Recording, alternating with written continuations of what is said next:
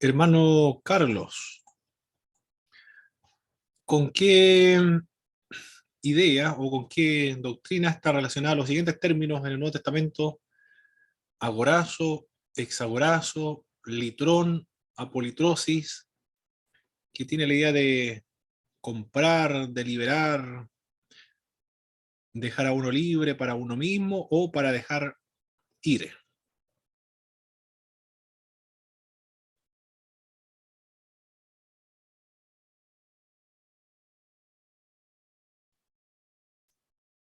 Ah, estaba muteado mi hermano Carlos. Eso es redención, mi hermano, ¿no es cierto? Perfecto, En el Nuevo redención. Testamento. Muy bien, redención. Excelente.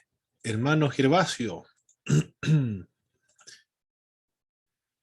¿cuál es la doctrina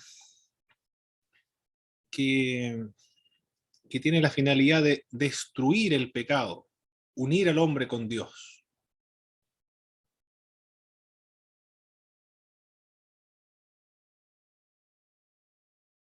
De cubrir el pecado, de agotar el pecado o de apartar el pecado. El hermano Gervasio no está, pero puede ser expiación. Excelente, hermano Nicole, muy bien. La expiación entonces, excelente. Ya, la expiación entonces. Hermano Carlos,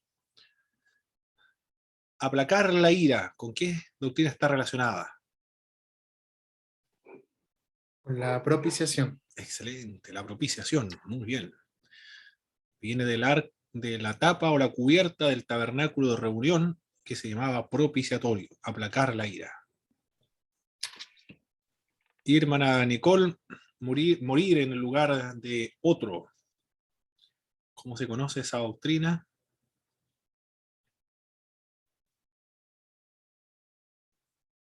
O tomar el lugar del culpable, del pecador. Sustituto. La doctrina de la sustitución. Muy bien, esas son la redención, la propiciación, la expiación, la sustitución, son las obras de Jesucristo, todas logradas en la cruz. Mi hermano, Sí, hermano Carlos. la palabra vicario, la alcancé a escuchar y la alcancé a buscar en Google para buscar su significado, pero esa estaba asociada a la expiación, ¿verdad? No Por ahí la necesariamente porque nombró. vicario es representante nada más, representar a otro. Esa es la idea de vicario. Pero no se utiliza solamente a una doctrina particular, se utiliza, por ejemplo, sí, el Papa, por ejemplo, vicario de Cristo, representante de Cristo que es la tierra. Me llamó la O, atención porque, claro, en ese contexto la había escuchado, pero no, la vi, la escuché pasar y no escuché bien en qué contexto lo dijo usted. ok. Se puede decir también de la muerte vicaria de Jesucristo, es decir, murió en lugar nuestro, como nuestro representante. Se utiliza en ese sentido estos vocábulos. Bien, ahora, después que hemos visto varias doctrinas y hemos concluido las doctrinas relacionadas con el Señor Jesucristo, hemos visto bastante ya relacionado con Cristo, ¿eh? ¿Qué fue lo primero que vimos con Jesucristo? O las doctrinas relacionadas en torno a Cristo. Las herejías, profe. Las Si mal no recuerdo. herejías, excelente. ¿Cuál fue la herejía que usted la encontró la más, cómo le podríamos decir, la más amenazadora, la más terrible o la más poderosa, la que más le impresionó o lo desconcertó o le llamó la atención? Los arrianos y los monarquianistas son los más peligrosos. Todavía están, Considero ahí. todavía están vigentes, muy bien. Por eso, Eso tenía yo anotado acá, arrianismo. los arrianos son poderosos. Hay un libro que venden en la editorial Sígueme. Voy a aprovechar ahora que estamos en promoción. Cyberpunk. Eso, voy a aprovechar, voy a ver cuánto está el libro ahora. Pero la última vez que lo coticé estaba en 48. De Arrio, de la editorial Sígueme. De esa, un buen trabajo ese, de Arrio. Los semerrenistas también. Cristo tenía una naturaleza muy parecida, pero no la misma de Cristo.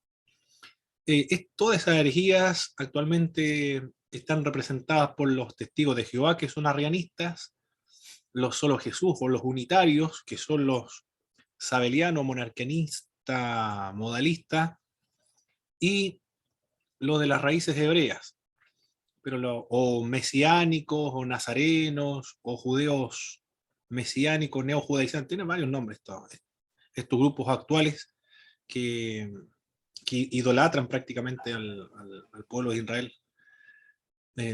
Estos grupos son arrianos algunos, otros son semi-arrianistas y otros son sabelianistas o sabelianos. Por eso se han expresado en estas nuevas herejías o movimientos sectarios. Después que vimos los nombres de Cristo, la humanidad de Cristo, la divinidad de Jesucristo, la unión hipostática, los grandes concilios ecuménicos universales, donde se forjó, evolucionó, se consolidó el dogma. ¿Qué más vimos? Los oficios de Cristo, también lo vimos. Los estados de Cristo, la resurrección de Cristo, la evidencia extrabíblica de la existencia de Cristo. Bien. Y la obra de Cristo, todo eso fue lo que estuvimos viendo en la primera parte, la primera unidad de esta doctrina. De Teología Sistemática 2. Cada seminario instituto teológico determina cuánto incluir en sus cursos, porque hay algunos que tienen Teología Sistemática 1 hasta 5 teologías. Cada uno determina qué contenido va a abarcar las teologías 1, 2, 3 y 4, o 5. Y ahora vamos a ver la doctrina de la salvación, la segunda unidad. La doctrina de la salvación. Eso es lo que vemos ahora. No sé si habrá llegado alguien que le correspondió la disertación, a ninguno. Todavía no. Ya vamos a ver entonces la salvación.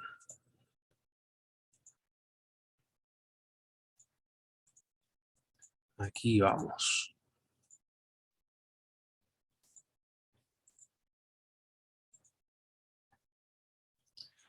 Muy bien. Hemos finalizado entonces con la doctrina de Cristo para comenzar a trabajar ahora con la doctrina de la salvación, también conocido técnicamente como soteriología, que viene de soter, salvación.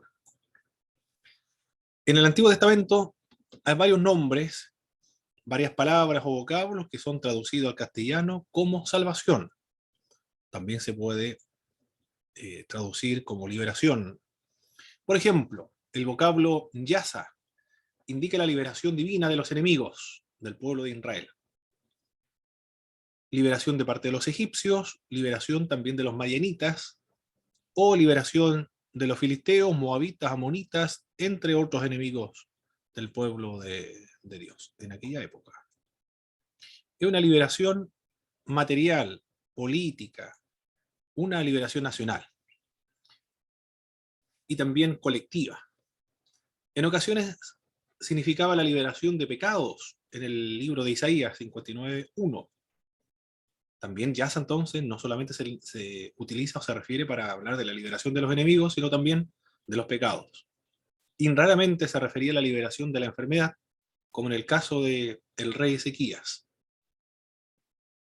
Otro vocablo que está relacionado con la doctrina de la salvación es nasal.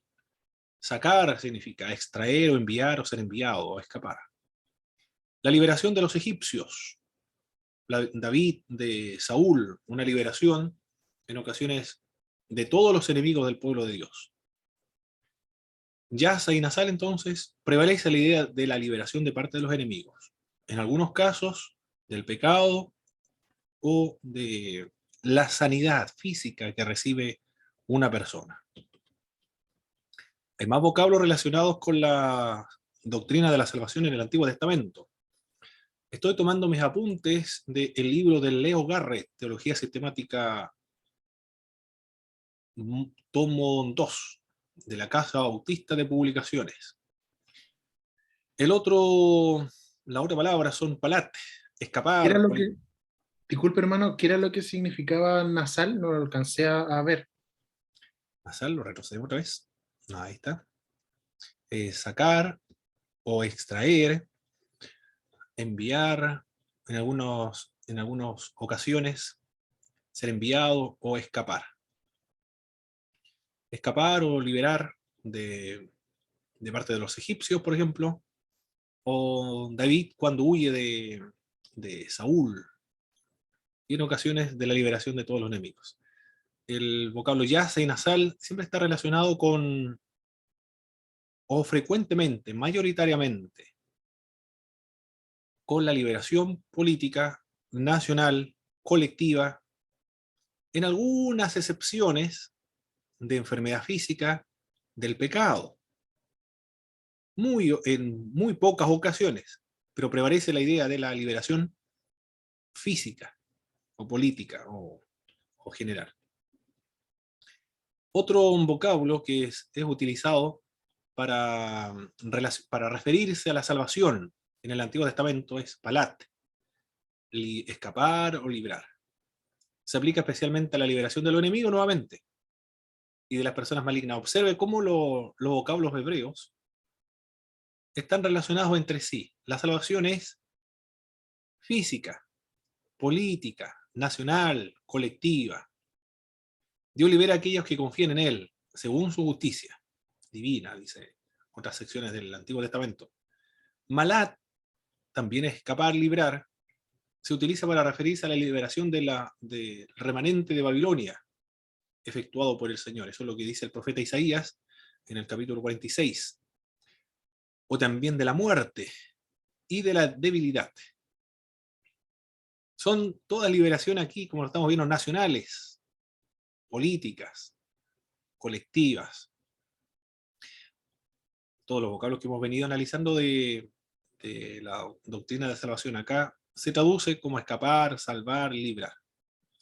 Sesab es otro vocablo que está relacionado con la doctrina de la salvación en el Antiguo Testamento. Poner en libertad o liberar significa.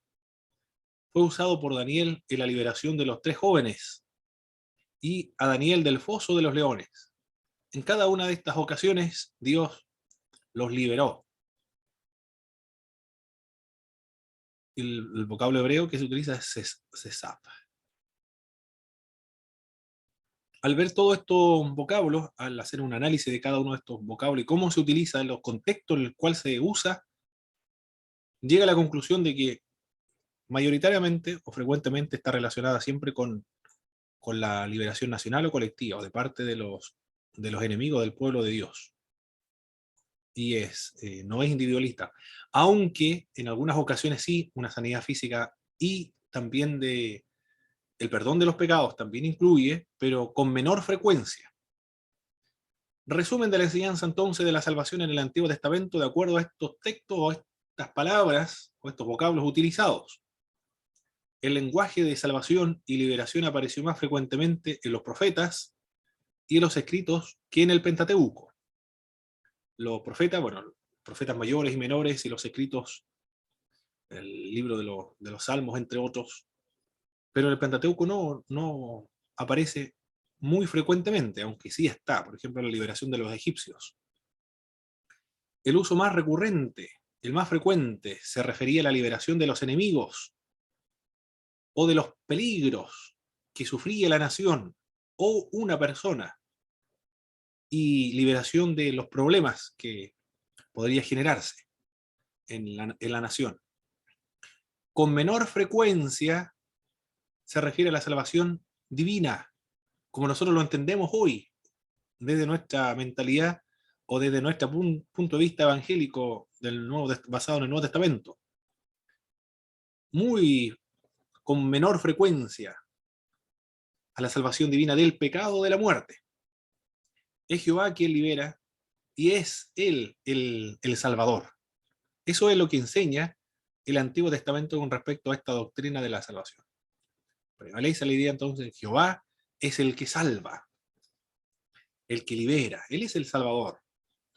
Pero en el Antiguo Testamento más bien se enfatizaba o resaltaba el relieve de salvación nacional, política, colectiva, de los peligros, de los enemigos, de los problemas. No tanto de la salvación divina del pecado. Eso ocurría en el Antiguo Testamento. Ahora nos vamos a ver las expectativas judías, gentiles, y también judías y gentiles, de la salvación en la época intertestamentaria, es decir, antes de la venida del Señor Jesucristo. Según los testamentos de los 12 patriarcas, la salvación vendría a través de un Mesías menor, de Judá, y de un Mesías mayor de Leví. La salvación que se iba a efectuar acá, de acuerdo a este testamento que corresponde a los judíos, de esta época intertestamentaria antes de la venida de Jesucristo, son dos Mesías entonces. Uno que es de Judá y el otro de Leví. Si es de Judá, entonces en un sentido político. Y si es de Leví, en un sentido sacerdotal o religioso, entonces. La salvación es política acá. De acuerdo a este documento que fueron escritos por los judíos durante esta época, antes del advenimiento de Jesús. Primer libro de Enoc, utilizado hasta el día de hoy por la comunidad de Etiopía, los cristianos de Etiopía. Es un gran fenómeno esto de los cristianos de Etiopía. Son cristianos que incluyeron dentro de su canon Primera de Enoc. Bueno, ellos mismos surge de aquella tierra. Este documento también es judío. Me preguntaban qué es lo que era el libro de Enoc. Me preguntaban ayer en la clase que tenía, o que tuve en Puerto Montt. Pensaban que era un libro escrito por Enoc, en la época de Enoc, que nos relata el libro de Génesis. Y me preguntaban por qué no está incluido en nuestras Biblias.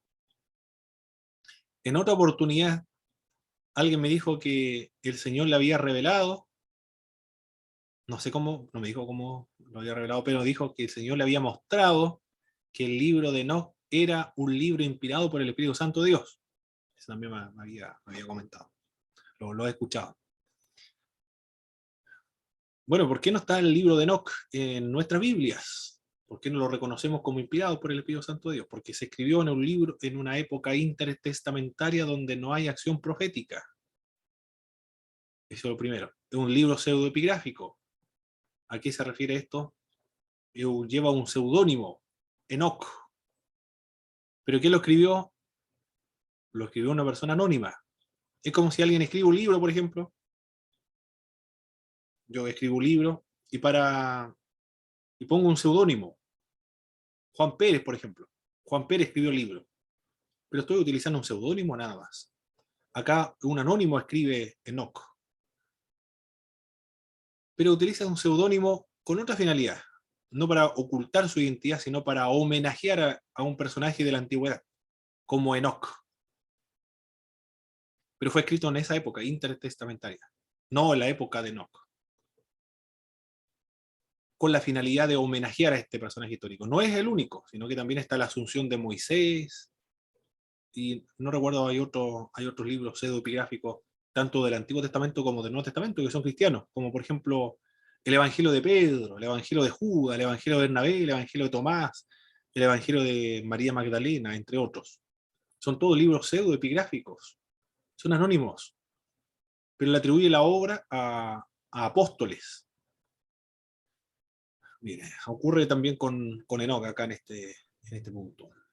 Hermano, usted cuando habla de intertestamentario, habla de después del último libro del Antiguo Testamento, en los 400 años del silencio que le dicen, ¿no es cierto?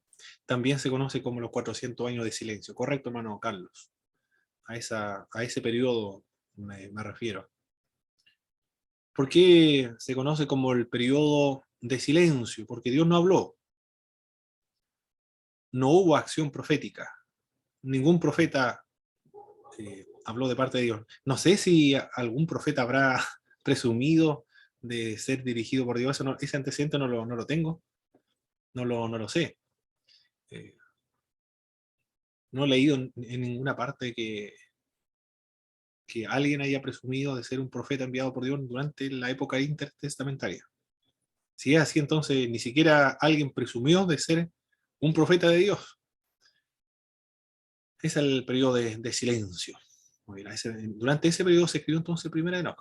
Y estos libros que estamos tratando ahora, que estamos trabajando, antes del advenimiento de Jesucristo.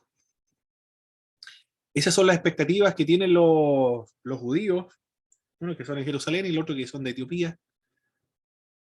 En el primer libro de Enoc habla de la liberación divina del justo, vendría a través del Hijo del Hombre. Es una figura divina que vendría a la tierra. Este libro, Primera de Enoc, está muy cercano a lo que nosotros creemos con respecto a Jesucristo, el Hijo del Hombre, por lo menos está cercano. Las expectativas farisaicas, ahora le vamos a preguntar a los fariseos qué idea tenían con respecto a la salvación. El Mesías davídico, esencialmente humano, así lo veían los fariseos. El Mesías, que va a llevar a efectuar la salvación nuestra, es esencialmente humano. Derrocaría a los romanos, establecería su dominio sobre los judíos y gentiles conversos. Esa era la expectativa judía con respecto a la salvación. La salvación se iba a efectuar por un profeta, por un Mesías de Judá, otro de Leví, para los 12 patriarcas, o el testamento de los 12 patriarcas, a través de un Hijo del Hombre con características divinas, según los de Etiopía, Primera de Enoc, un texto etiópico, y los fariseos, un hombre, que iba a derrocar a los romanos y iba a gobernar sobre judíos y los gentiles conversos. Les preguntamos a los esenios ahora, todo esto durante la época intertestamentaria. ¿Quiénes son los esenios? Son los ascetas que se fueron al desierto a llevar una vida contemplativa, de devoción, de estudio de la palabra de Dios. Se apartaron de la contaminación de las urbes, de los fariseos, de los saduceos, del templo, de los sacerdotes, porque para ellos todos estaban contaminados. Y la única comunidad fiel a la ley de Moisés, fiel a los escritos judíos, fueron ellos los esenios. Eran muy rigurosos en cuanto a su estilo de vida. Eran ascetas y muy higiénicos. Comían en utensilios privados, no como ocurría en una fuente gigante, todos metían la mano en la comida. Ellos tenían sus propios cubiertos individuales, así eran de higiénicos. Y para realizar sus necesidades, ellos se apartaban, cavaban un hoyo y luego sepultaban, lo tapaban. Se lavaban frecuentemente sus manos. No se casaban. Y por eso lo más probable es que desaparecieron. Bueno, también vinieron los romanos y acabaron con ellos, pero no pudieron perpetuarse en el tiempo porque no se casaban. Eran ascetas. Así dice un libro de texto, ¿eh? El gran problema teológico que tuvieron ellos, que no se casaban. Desaparecieron los esenios. Se extinguieron. Bueno, también los romanos acabaron con ellos, porque acabaron con todo lo que era judío en la rebelión del 70 después de Cristo. También murieron los esenios. Pero no heredaron los esenios los rollos de Qumran. Ellos fueron los que lo preservaron hasta el día de hoy. Los gentiles distinguen tres clases de salvación, estos grupos. El culto al imperio, mire, todas las ideas que tenían los judíos gentiles de la salvación, los gentiles también tienen ideas de salvación. El culto al imperio romano, quien trajo salvación al pueblo romano. En las religiones mistéricas ofrecían salvación por medio de ritos mágicos y del conocimiento y pronunciamiento de algunas palabras clave. Los demonios se podían controlar por esa vía de estos procedimientos que enseñaban los gnósticos. Los gnósticos son esto de las religiones mistéricas, quienes se salvarían por medio de un conocimiento más profundo, más espiritual. Los gnósticos, algunos se hicieron cristianos, pero no abandonaron su gnosticismo, sino que siendo cristianos, absorbieron el cristianismo y lo mezclaron con sus ideas gnósticas. La secta, algunas herejías surgieron de los gnósticos. La secta cristológica, por ejemplo, los docetas eran gnósticos. 4 posiciones judías referentes a su escatología.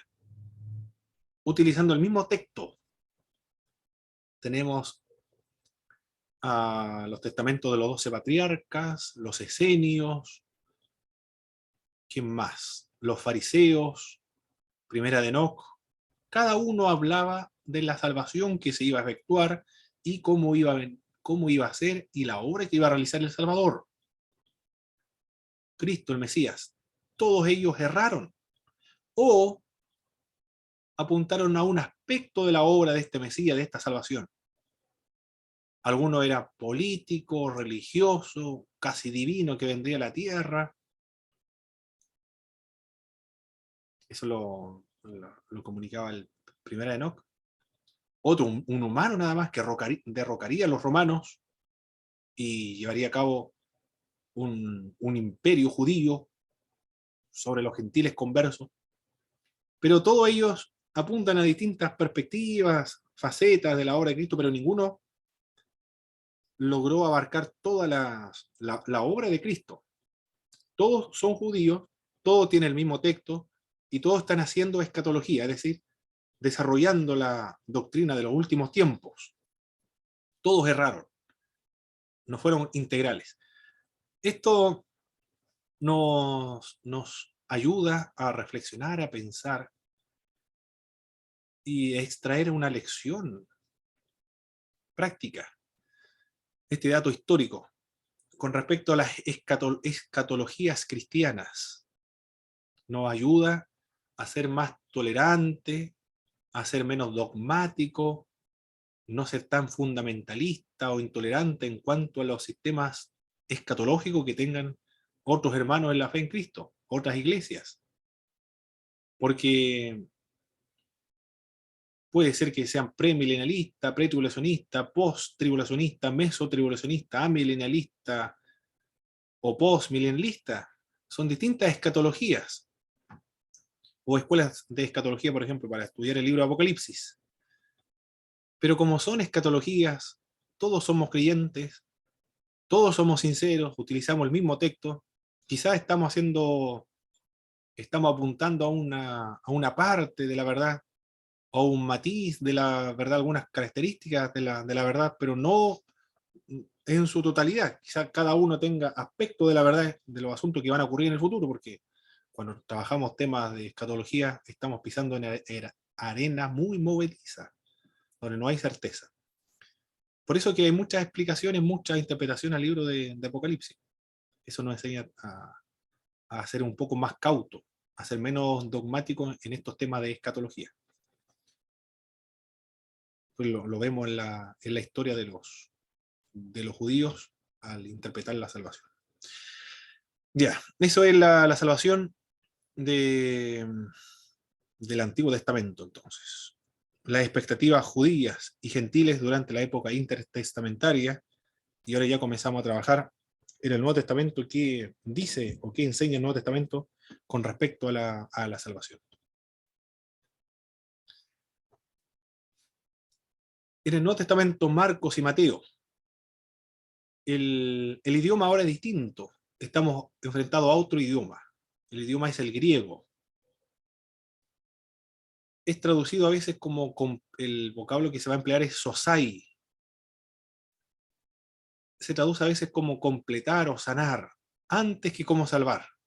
Sanar de alguna enfermedad física. Sanidad corporal. Por ejemplo, el hombre de la mano paralizada fue salvo o fue sanado. La hija de Jairo fue salva. La mujer hemorraica fue salva. Tu fe te ha salvado. Pero no se refiere a la salvación espiritual, la salvación de los pecados. Se refiere a la sanidad física, a la sanidad corporal. Eso no quiere decir que no se pueda relacionar los textos bíblicos con la salvación del alma. Sí, se puede relacionar. Pero de Cristo si Él puede sanar alguna enfermedad física externa, indica que él puede sanar también de la enfermedad espiritual. Por supuesto que sí se puede relacionar o aplicar. Pero la interpretación de esos pasajes bíblicos habla el vocablo de sanidad corporal en Marcos y Mateo. O también el vocablo sosai habla de la liberación de la muerte física, la salvación de la vida en respuesta al Evangelio.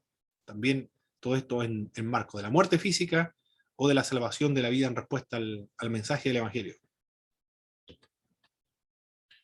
La salvación de la tormenta en el mar es una salvación física para Mateo.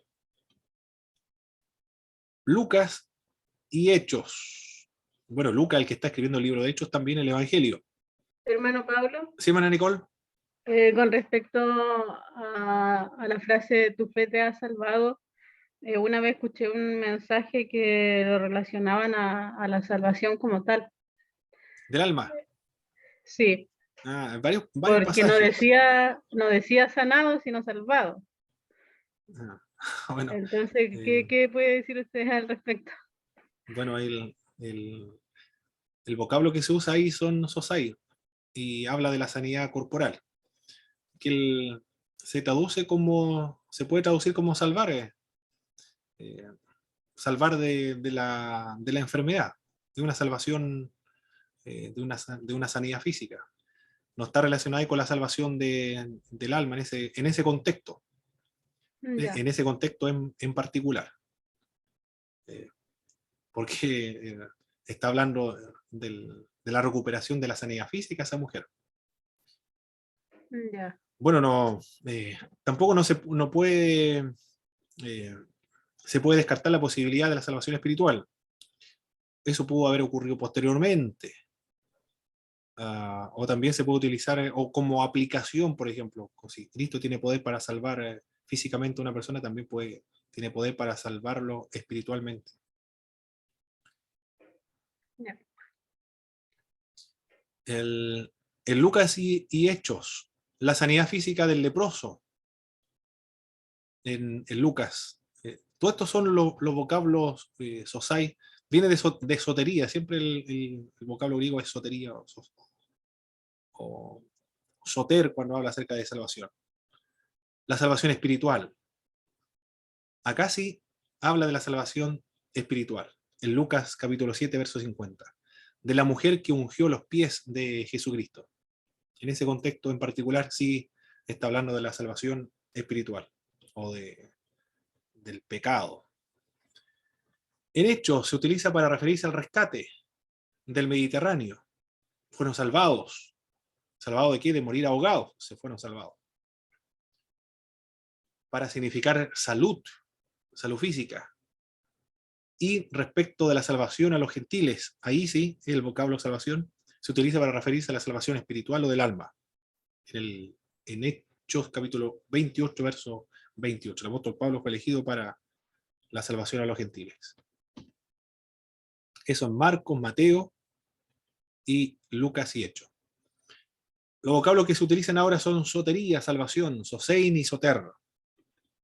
En el Evangelio de Juan y las epístolas de Juan, Dios envió al mundo al Hijo para que el mundo fuera salvo por medio de él.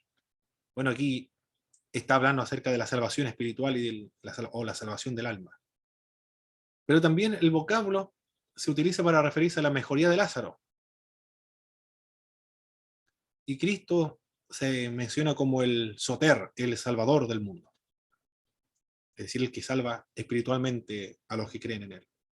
En las epístolas paulinas, para el apóstol Pablo ahora, ¿cómo utiliza el vocablo sotería, sosein y soter? La salvación es el propósito del Hijo de Dios. La salvación espiritual o del alma. Los seres humanos han sido designados para recibir la salvación. Lo menciona el apóstol Pablo en Tesalonicenses. Pablo oró por la salvación de los judíos, en el capítulo 10, verso 1, y trabajó para la salvación de algunos. Todo este pasaje bíblico está aludiendo a la salvación espiritual. La salvación para el apóstol Pablo, este texto lo vamos a leer para que no quede ninguna duda en este punto en particular. El pastor Marcos, por favor, segunda de Timoteo, capítulo 1, verso 9. Y el hermano Carlos, el primera de Corintios, capítulo 1, verso 18. El hermano Christopher, el capítulo de 1 Corintios, capítulo 5, verso 5. Y la hermana Belén, también, 1 de Corintios, capítulo 3, verso 15, por favor. La salvación. Anteriormente, antes de haber tomado estas materias de analizar cada una de las palabras de la salvación, cómo se utiliza la Sagrada Escritura, era inconcebible que la salvación se efectuara en el futuro, porque ya nosotros hemos sido salvos, se está hablando acerca del pasado. Ya estamos experimentando la salvación. No se puede entonces inconcebible decir, seremos salvos, con esa incertidumbre de si estaremos seguros o no estamos seguros de que somos salvos, una mentalidad tipo o semejante a la católica romana, mormona o testigo de Jehová, que ellos no están seguros si van a ser salvos o no. Acá vamos a leer estos textos bíblicos. Es lo que señala el apóstol Pablo, cómo concibe el apóstol Pablo la salvación. Vamos a darle lectura a 1 Timoteo, capítulo 1, verso 9, por favor. Segunda Timoteo, Correcto. sí. Dice, quien nos salvó y llamó con llamamiento santo, no conforme a nuestras obras, sino según el propósito suyo y la gracia que nos fue dada en Cristo Jesús, antes de los tiempos de los siglos. Muy bien. Está hablando acerca de una salvación que ya se efectuó en el pasado. Hemos sido salvos. Nosotros podemos decir entonces aquello, hemos sido salvos ya. Dios ya nos salvó. Esta es la diferencia de un testigo de Jehová, un mormón, un católico romano que no tenga muy elaborada la doctrina o que no haya sido bien discipulado. Le va a decir, usted no puede saber si somos salvos o no. No estamos seguros. Solamente sabremos cuando moramos. Ahí vamos a estar seguros si somos salvos o no.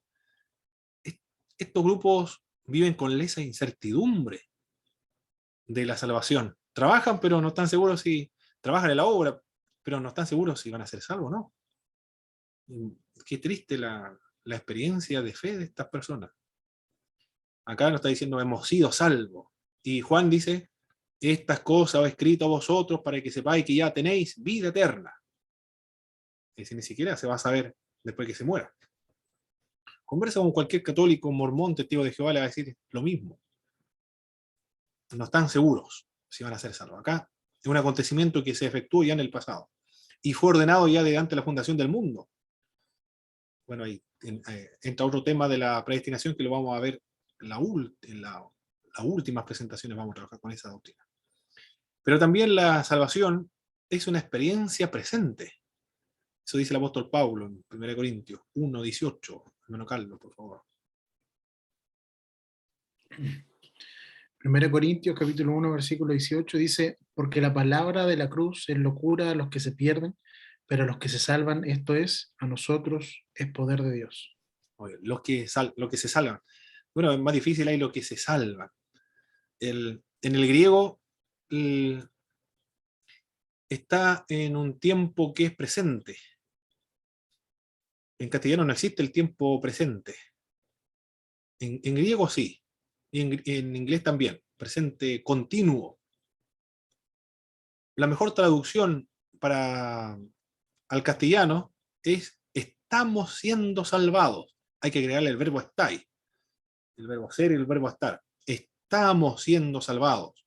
Es decir, estamos en un proceso de estar constantemente siendo salvados. Esa es la idea que está ahí presente en 1 Corintios capítulo 1, verso 18. Estamos experimentando la salvación entonces. Y estamos siendo salvados. Ya fuimos salvados, pero estamos en ese proceso de continuar siendo salvados. Y también para el apóstol Pablo, la salvación es futura. En 1 Corintios 5:5, hermano Christopher, por favor. Amén. Dice, entregada a ese tal Satanás para la destrucción de su carne, a fin de que su espíritu sea salvo en el día del Señor Jesús. Mira lo que está diciendo. Entreguen al diablo, a Satanás, a esa persona, para que su carne sea destruida y su espíritu sea salvo.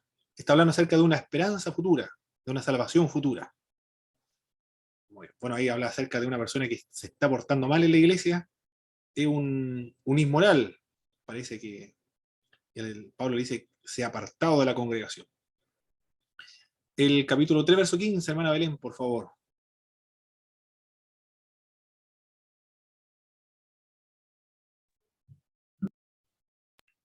Dice, si la obra de alguno se quemare, él sufrirá pérdida, si bien él mismo será salvo, aunque así como por fuego. Será salvo, y la expresión que está utilizando el apóstol Pablo, será salvo. Aquí no habla acerca de un inmoral o un descarriado, o un reincidente. Está hablando de un creyente. En el tribunal de Cristo se va a determinar las motivaciones por las cuales sirvió aquí en la tierra a Cristo. Si fueron buenas intenciones o malas intenciones. ¿Con qué intención sirvió? ¿Por recompensa, por vanagloria, por competición? Hay varias razones por las cuales se sirve. O por amor, por buena voluntad, por agradecimiento. Allí se va a determinar en el tribunal de Cristo. Y algunos van a ser salvos aunque sea por medio de fuego. Habla acerca de que se va a inspeccionar, evaluar, determinar las intenciones por las cuales se sirvió. Van a ser salvos aunque sea por medio de fuego. Esa es la idea. Pero estos ya son creyentes. Ya fueron salvos, están experimentando la salvación y se va a consumar la salvación. La salvación para Pablo entonces es un acontecimiento pasado, una experiencia que se está viviendo en el presente y una esperanza futura. Para el apóstol Pedro también, porque el apóstol Pedro dice, esperando la redención de nuestra la redención de nuestro cuerpo, hasta haber experimentado la redención de nuestro cuerpo. ¿Acaso ya no hemos sido redimidos? Claro, nuestra alma ha sido redimida, pero la redención de nuestro cuerpo todavía no, porque vamos a morir. Y este cuerpo todavía no ha sido glorificado. Pero cuando se experimente la glorificación del cuerpo, entonces el cuerpo va a ser redimido. La salvación entonces involucra la vivificación del cuerpo y del alma. Y esto se efectúa en la segunda venida de Cristo cuando el cuerpo sea glorificado. Por eso la salvación también es futura, cuando sea salvos o seamos salvos integralmente, porque ahora somos salvos parcialmente. No sé si estará bien expresado parcialmente, me refiero al alma. El alma es salva, pero el cuerpo todavía no es salvo. A eso me refiero integralmente. Será salvo integralmente cuando venga Jesús por segunda vez. Por eso se puede hablar de la salvación como un acontecimiento pasado, una experiencia presente y una esperanza del futuro. Para Juan la salvación está íntimamente relacionada con la vida eterna, para el Evangelio de Juan, la vida eterna. Y esta es la vida, que te conozcan a ti, el único Dios verdadero, y a Jesucristo a quien tú has enviado. Interpretada como presente. La vida eterna es un acontecimiento que se puede vivir en el presente. Estas cosas se han escrito a vosotros para que sepáis que tenéis vida eterna, pero también futura, y está dirigida a toda la humanidad. Es presente, es futura y dirigida a todos los seres humanos. Ahora nos vamos a las epístolas generales. ¿Qué dice la epístola generales con respecto a la salvación? Para Pedro, la salvación es escatológica. Hermano David o hermana Miriam, por favor, primera epístola de Pedro, capítulo 1, verso 5. Vamos a darle lectura a esa porción bíblica.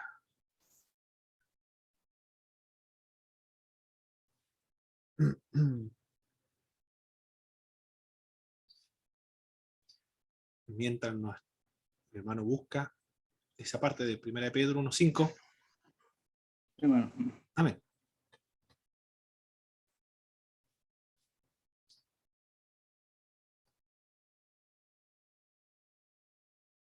Bueno, cuando la tenga, lo puede leer, hermano David. Mientras tanto nos vamos con Santiago. 1:5. Ya. Sí. 1 de Pedro 1, 1:5, 5. verso 5, ¿sí? Ya. Que sois guardados por el poder de Dios mediante la fe para alcanzar la salvación que está preparada para ser manifestada en el tiempo postrero. Excelente. Para Pedro, entonces, de acuerdo a ese pasaje bíblico, la salvación es para los tiempos postreros. Mire, si utilizamos solamente ese texto bíblico, entonces todos los creyentes, si se predica solamente ese texto bíblico, se basa un sermón solamente en ese pasaje bíblico, vamos a llegar todos los creyentes a pensar que ninguno puede estar seguro de que es salvo ahora entonces, porque dice el pasaje, se va a manifestar en el tiempo futuro, en el tiempo postrero. Por eso que para extraer una doctrina, nunca se debe extraer de un solo pasaje bíblico, sino del consejo general de la Biblia, de la palabra de Dios, toda la escritura, analizando todos los contextos, inmediatos y remotos.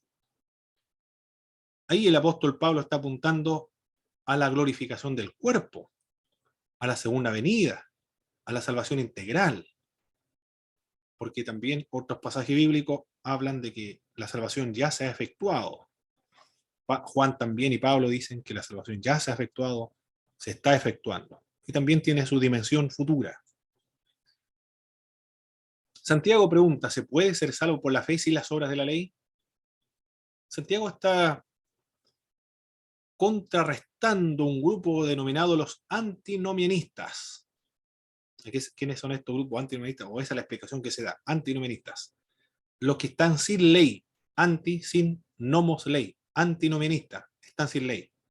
Malinterpretaron, parece, la gracia predicada por el apóstol Pablo. Por gracia sois salvos, por medio de la fe, no por las obras de la ley para que nadie se gloríe. Se fueron al extremo entonces. Comenzaron a decir, pecaremos entonces para que la gracia sobreabunde. Ellos estaban diciendo que creían, pero no se estaban comportando como creyentes. Por eso Juan le dice, ¿se puede salvar por la fe sin las obras de la ley? Hebreos, ¿qué dice el autor de Hebreos? Jesús es el autor de la eterna salvación. En el Antiguo Testamento, ¿quién era el Salvador? Jehová. Era una liberación política, nacional, colectiva, en algunos casos de sanidad física, como el rey Ezequías, y también perdón de pecados, pero con menor frecuencia. En el Nuevo Testamento, la salvación, ahora estamos viendo que es por medio de Jesucristo. No hay escape para aquellos que descuidan una salvación tan grande. Cristo aparecerá para salvar a los que en Él esperan, en el capítulo 9, verso 28.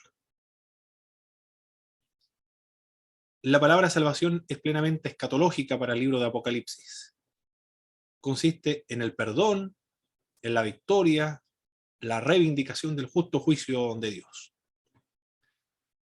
Para Santiago, la palabra implantada salva. La palabra que se ha predicado, esa es la que salva. La oración de fe salvará al enfermo, también dice. Bueno, ahí se entiende que el término salvación se refiere de la sanidad física en ese contexto. Y el que haga volver al pecador del error de su camino salvará su vida de la muerte. Ahí está hablando de la salvación espiritual. Cubrirá una multitud de pecados. La salvación, entonces, en el Antiguo Testamento consiste principalmente en la liberación de los enemigos, con excepciones de donde se relaciona con la salvación del pecado o de la muerte. En los evangelios, la salvación enfatiza en la sanidad física, en los evangelios, por parte de Jesús mediante la fe. Lucas habla acerca de la vida a los gentiles. En hecho, la salvación es por medio de Jesús. Para Juan, la salvación es la vida eterna.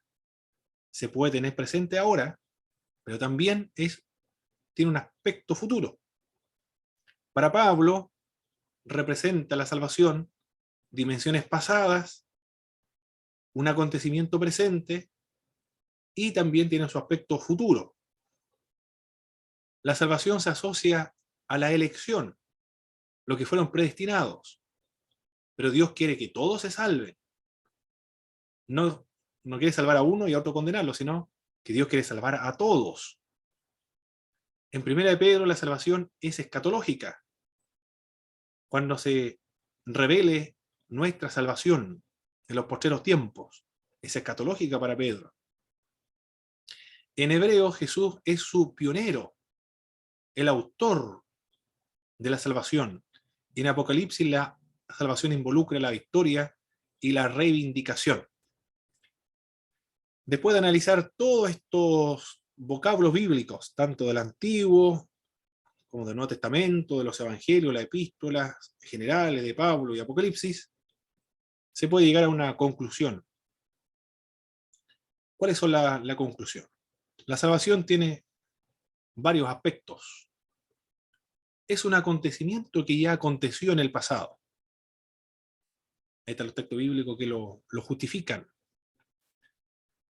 Y también la salvación es un proceso. Estamos siendo salvados. Eso lo dice 1 Corintios 1:18, 2 Corintios también, capítulo 2, en el verso 15.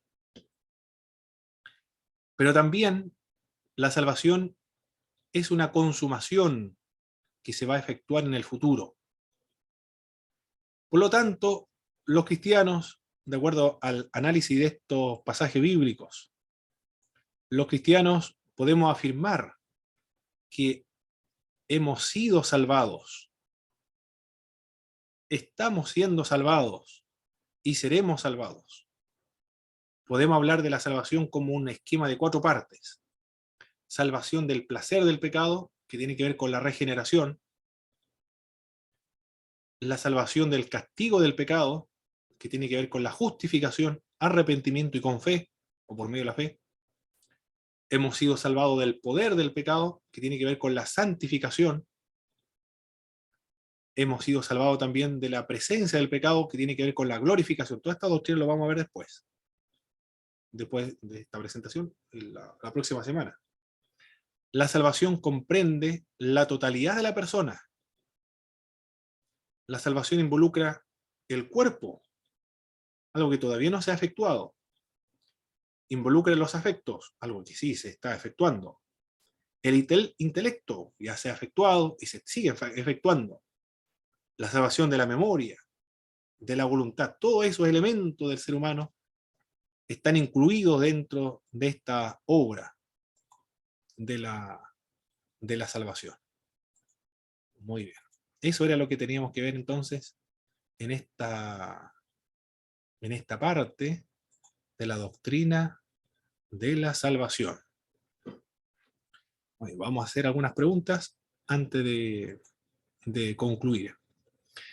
¿En qué sentido más frecuente o más frecuentemente se usaba el vocablo salvación en el Antiguo Testamento? Cuando se habla de salvación en el Antiguo Testamento, ¿qué es lo que más resalta, lo que más enfatiza? La salvación de los enemigos. Muy bien, salvación de los enemigos. ¿De qué más? Política. Es política. ¿En qué otro sentido? Colectiva. Colectiva, nacional, física.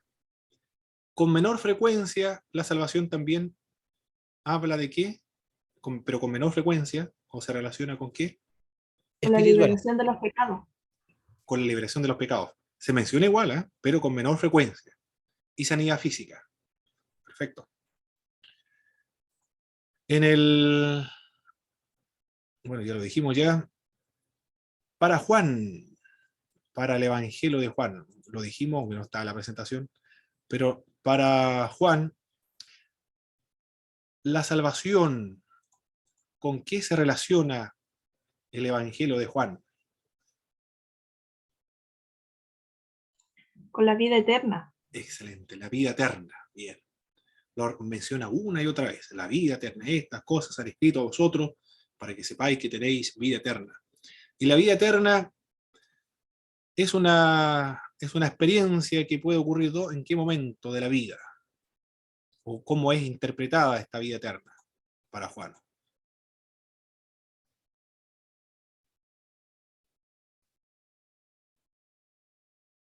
Tiene una dimensión que es presente, y también la otra dimensión, o el otro aspecto, es futura. Y es una persona, pero también es una experiencia que se va a vivir en el futuro, un estado. Cristo es la vida eterna. Para el apóstol Pablo, ¿cómo comprende el apóstol Pablo la salvación? Una dimensión pasada, presente y futura. Excelente. Como una dimensión pasada, presente y futura. ¿Cuáles son los tres aspectos de la salvación entonces al analizar todos los pasajes bíblicos que hemos visto hasta ahora?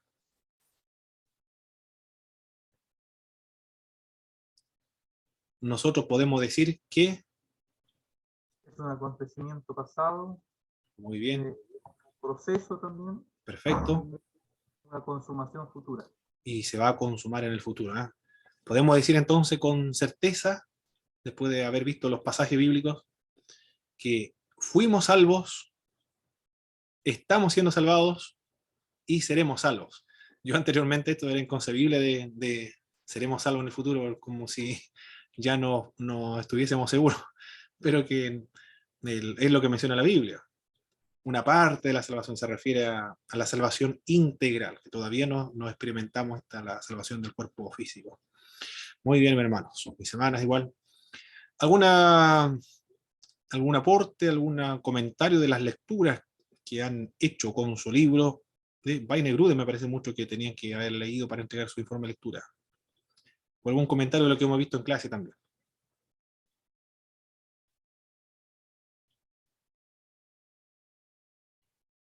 Ya he leído 2 libros, La Cueva y Gruden. No, o José Martínez. ¿Cuál es el que está ahí? José Martínez parece que. Sí, ese. Ah, perfecto, José Martínez, entonces, ya. Estaba confundiendo con el otro. Bueno, los dos son españoles, ¿eh? Tanto La Cueva como José Martínez son parecidos y han trabajado juntos, parece, ambos. El Weinegruden ya es norteamericano. Escribe de otro modo. Se da cuenta uno inmediatamente de qué nacionalidad es uno y cómo escriben los otros, los españoles y los norteamericanos. Bien, vamos a finalizar entonces, mis hermanos, con una